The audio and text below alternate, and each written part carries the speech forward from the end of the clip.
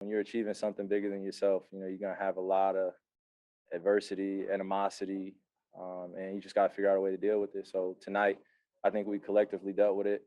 Um, Anything could have happened with that water bottle being thrown at me, but my brothers were surrounded around me. I had people in the crowd. So just trying to get home to my wife and my kids.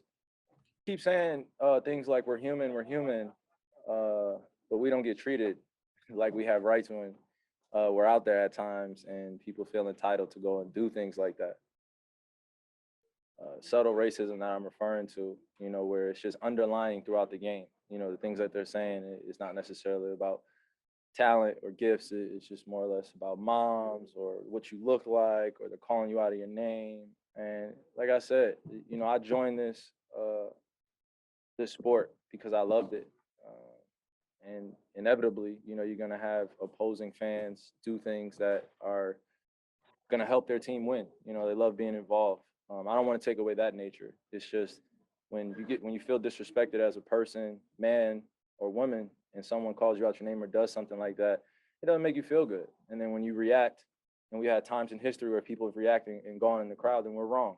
And we need to be civilized, and we need to keep our calm, and we need to keep our cool, and then it's reflected on us.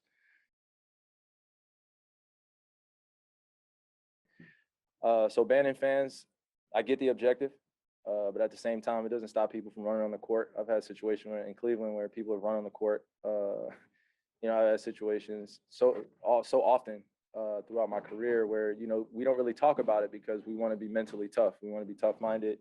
We don't want to be called soft, or we're not man enough to deal with boos. And fans never block my shot, so I'm not worried about that type of physical type of violence. It's just, when they start doing things that are just out of character, just getting belligerently drunk.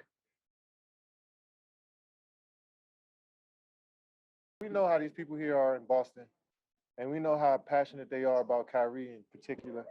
Um, and they still upset at him. And that's no reason for them to act childish, but we don't need to speak on that. We know what it is already coming in here. Glad we got the W. Hopefully we don't got to come back here this year.